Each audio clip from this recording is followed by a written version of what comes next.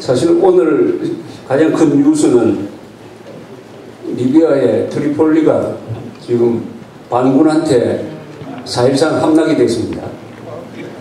가다피 세 아들이 잡히고 가다피가 어디 있는지는 모르는데 어디 있다고 하는 그 지역을 포위를 했다고 해요. 반군들이 들어와서 그 그린 스퀘어라고 녹색 광장이라는 데를 점령을 하니까 그동안에 이 녹색 광장에서 내일 그 관제대모를 벌리던 사람들이 이제는 반군 편이 들어가서 아주 환호를 하고 하는 그런 장면이 연출되고 있습니다. 이 한 6개월 걸렸어요. 그래서 42년 독재입니다. 1969년에 정권을 잡았습니다. 1년 전만 해도 이건 아무도 상상하지 못했던 사건이에요. 이 가다피가 4.13 독재를 했지만은 김정일 같은 독재는 하지 않았어요. 나름대로 이 경제개발에 신경도 쓰고 우리 동아건설이 거기서 대수로 공사를 해가지고 그 지중해 쪽으로 물을 끌어들여가지고 농사를 짓는다든지 하는 이 소위 그린 레보루션 이것을 한 사람인데 악질로 이야기하면은 김정일의 100분의 1도 안 됩니다. 그러나 올 1월부터 시작된 이 중동의 이 혁명 분위기에서 휩쓸려 버렸어요. 역사의 흐름이라는 게 간혹 보면은 아주 빛의 속도로 빨리 진행이 됩니다. 뭐에 날아갔느냐? 결국 이 정보화 사회, 이 핸드폰, 트위터, 페이스북, 인터넷으로 불리는 이 정보화 사회의 흐름 속에서 무바라크도 지금 가다피도 그리고 머지않아 저 시리아도 아마 넘어갈 가능성이 상당히 많아졌어요. 이 가다피를 가장 가깝게 지금 지켜보고 있는 사람이 김정일일 거라고 생각합니다. 김정일이 지금 러시아를 방문을 했는데 이 김정일이가 어떻게 될 거냐 하는 데 대해서는 식자들은 다 김정일은 오래 갈 것이다 이렇게 봅니다. 그러나 이 세상에는 변하지 않는 게 없어요. 김정일이 내일 무너질 수도 있고 모레 총 맞아 죽을 수도 있습니다. 그런 다음에는 이제 학자들이 또 분석을 합니다. 왜 무너졌느냐고, 왜 무너질 수밖에 없었느냐고. 그래서 이런 문제에 대한 예측은 학자들의 예측이 거의 맞은 적이 없습니다. 이 학자들은 지나간 사실을 이미 기정사실된 것을 분석을 하지 미래에 오는 것을 정확하게 예측하는 것은 거의 불가능한데 이 중동에서 날아간 사람들이 다 김정일 북한 정권의 친구들이에요.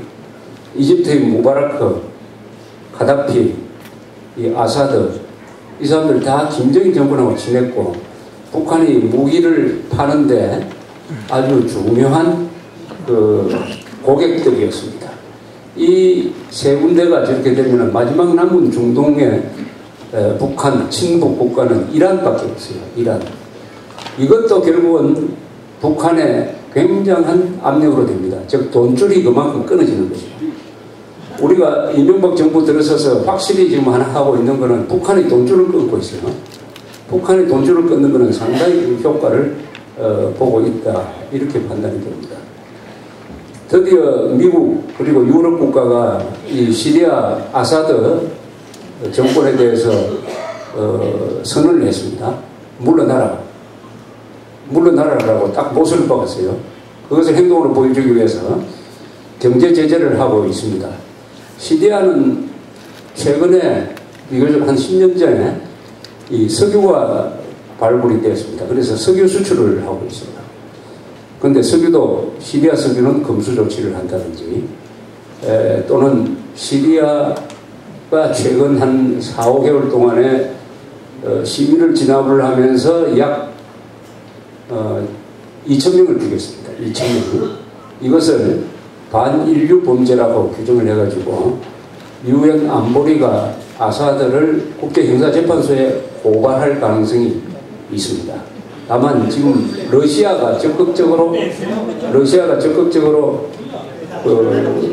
아니 벨 소리 나는 걸 듣지 마시고 제 이야기를 들으면 안 됩니까? 벨 소리가 뭐 계속 나는 것도 아닌데. 그래서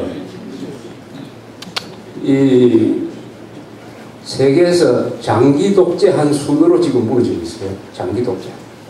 김정일은 1980년대 초부터 계산을 하면은 카다피보다는 아직 장기 독재가 아니에요. 김정일 정권이 무너지는 과정도 아마 이 리비아나 아사드하고 비슷할 것이다. 세상이 얼마나 바뀌었느냐.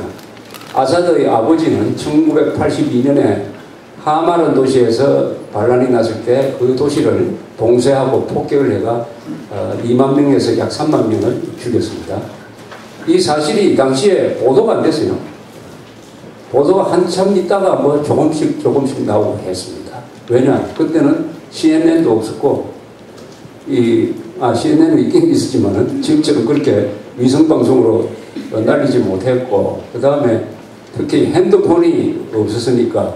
그러나 지금은 시리아에서 기자들을 들여보내지 못하게 하지만은 시위를 하면 거의 실시간으로 이 핸드폰으로 찍은 동영상이 세계를 듣고 있습니다. 이게 세계의 여론을 바꾸는 거예요. 여론을 바꾸면은 정부 정책도 여론을 따라가고 있는 것입니다. 가장 큰 차이는 30년 전에는 핸드폰이 없었고 지금은 핸드폰이 있다. 그 지역의 핸드폰 보급률은 7, 80% 됩니다.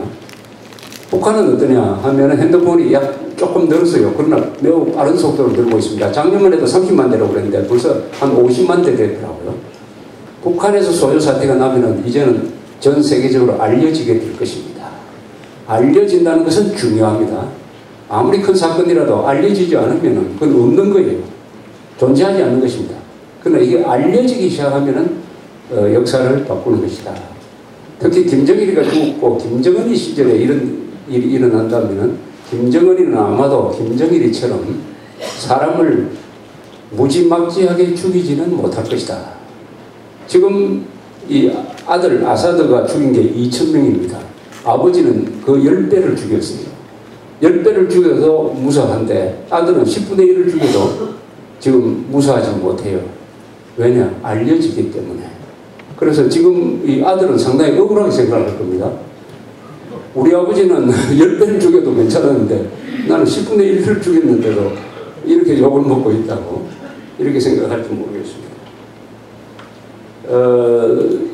아까 김진성 선생님 말대로 이게 지금 이 세금 관련 주민투표는 이 원천적인 부정투표를 지금 하고 있어요.